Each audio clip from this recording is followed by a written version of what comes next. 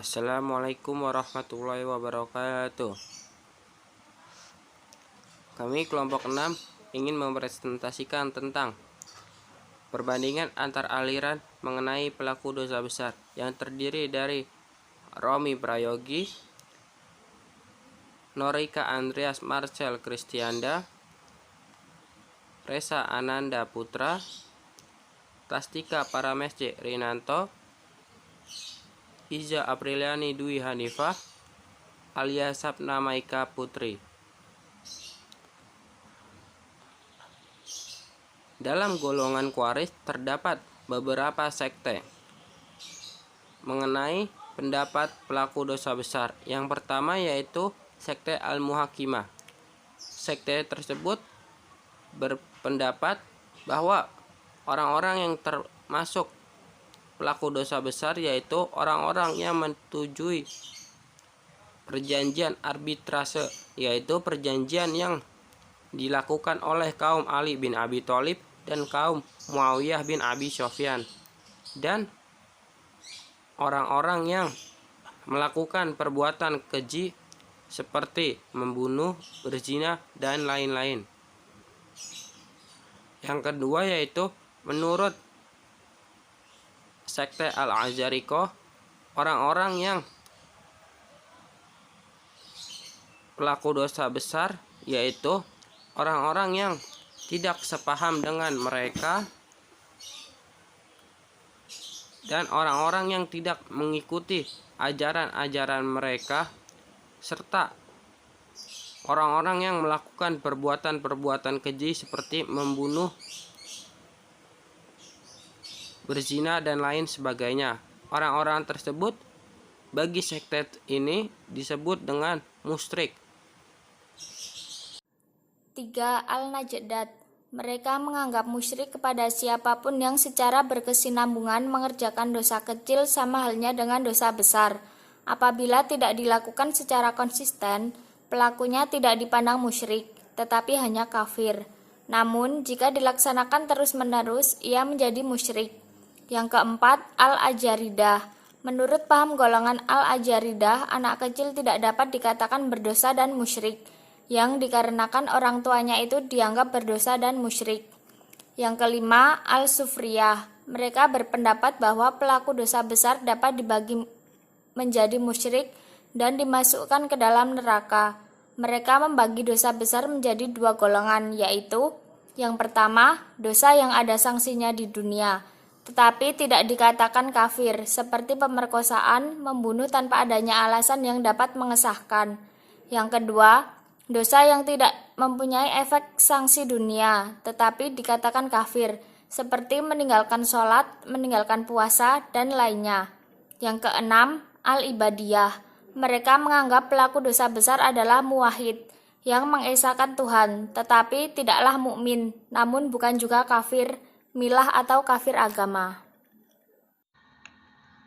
2. Menurut aliran Murji'ah, aliran ini beranggapan bahwa orang yang melakukan dosa besar itu tetap mengakui bahwa tiada Tuhan selain Allah dan bahwa Nabi Muhammad SAW adalah utusan Allah Subhanahu wa Ta'ala. Mereka masih mengakui bahwa orang Muslim yang melakukan dosa besar tetap mukmin karena masih mengucapkan 2 kalimat syahadat yang menjadi dasar utama dari iman. Oleh karena itu, pelaku dosa besar tetap mukmin dan bukan kafir. Terdapat 2 pendapat golongan Murji'ah mengenai status terhadap para pelaku dosa besar. Yang pertama, aliran Murji'ah ekstrim. Menurut golongan ini, jika seseorang telah beriman di dalam hatinya, dia dipandang tetap sebagai seorang mukmin, sekalipun menampakkan sikap seperti kaum Nasrani atau Yahudi. Jika ditinjau dari konsep imannya, perbuatan yang dosa, meskipun dosa itu adalah dosa yang besar, tetap tidak mempunyai pengaruh hukum pada status pelaku dosa besar. 2. Aliran Murji'ah moderat. Golongan Murji'ah moderat berpandangan bahwa para pelaku dosa besar tidaklah kafir dan tidaklah kekal di neraka, tetapi akan dihukum di neraka hanya sesuai dengan besarnya dosa yang mereka perbuat, dan ada kemungkinan Tuhan akan memberi ampunan atas dosa yang mereka perbuat, sehingga mereka bisa tidak dimasukkan ke neraka sama sekali karena kehendak atau ampunan Tuhan. Menurut aliran Mu'taziliyah, tidak seperti aliran yang lainnya, aliran Mu'taziliyah tidak menentukan status atau predikat yang pasti bagi para pelaku dosa besar. Aliran Mu'taziliyah berpendapat pelaku dosa besar dikategorikan fasik, yaitu posisi di antara kafir dan mukmin, atau dalam istilah mereka yang terkenal dengan manzilah bain al-manzilaitain.